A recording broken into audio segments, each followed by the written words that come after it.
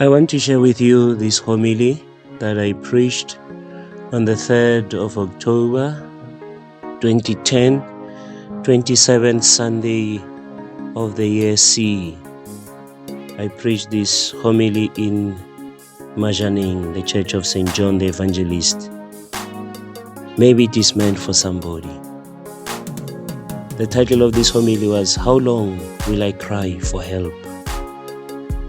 Some of the songs sung, especially during apartheid, had these words, Kuyoze kube nini? For how long will things be like this? For how long should we wait until something is done? Until when? This is a cry of desperation. When people are in difficult situations and share their frustrations and helplessness with someone listening, the answer that is often given is that it will be okay, things will fall into place. When the person sharing has suffered so much or repeatedly, the person responds angrily, when will things fall into place, if they will at all? This is the cry of the prophet Habakkuk, a very courageous cry. He complains to God, how long am I to cry for help while you will not listen? How long am I to cry oppression and you will not save? Why do you set injustice before me? Why do you look on where there is tyranny?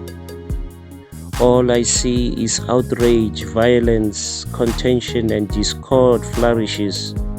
Why?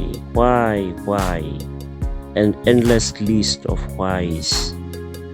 The prophet is confused, frustrated, and angry, and desperate at the seeming absence of God. He is frustrated by the silence of God. He cries out for help, but God does not listen and does not even respond. Do you identify with these cries and questions of Habakkuk?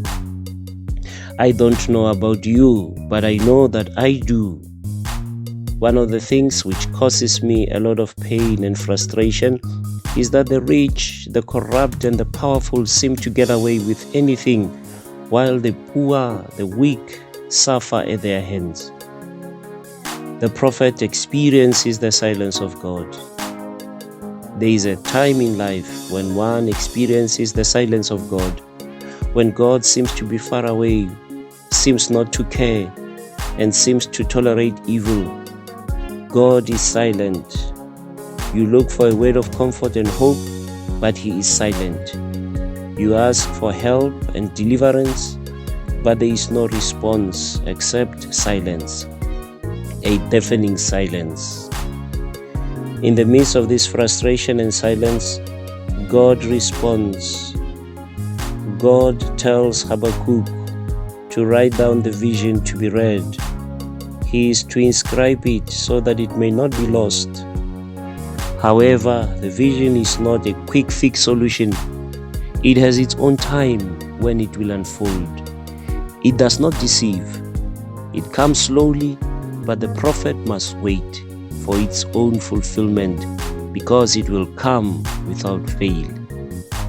God's response is not a miraculous deliverance, but a call for patience, waiting, and expectation. It is not known when will this vision be fulfilled, and God does not disclose when, but calls for patience and expectant waiting. The silence of God and the waiting period can be very frustrating and challenging. Those who are not just, they flag and fall due to waiting. They give up on God and end up slowly solving the situation or the issue themselves. The justification for this is that God helps those who help themselves. If God does not help them, especially not in His time but in their time, they help themselves or resort to other means and people for help except God. Waiting for them is a game of delay. They rather do something themselves than wait on God. The just, on the other hand, live by their faithfulness. They remain faithful to God in the midst of the frustration and silence. They know that God may be silent but not sleeping. It is in that silence that God is working, doing something special, and preparing good things for those who wait on Him. They remain faithful to the vision God has given them, knowing that it will come to fulfillment because God remains faithful to His promises. What do you do when you experience the silence of God? Do you join the unfaithful and the unjust and become unfaithful and unjust like them? Rather, do you remain faithful like the just, who live by their faithfulness? The time of the silence of God is a time to hold on to the vision of God, His word, His promise, believing it and holding on to it. This vision will see us through the silence and waiting period. The temptation of the waiting period is that we may give up and join the unjust and become unjust like them.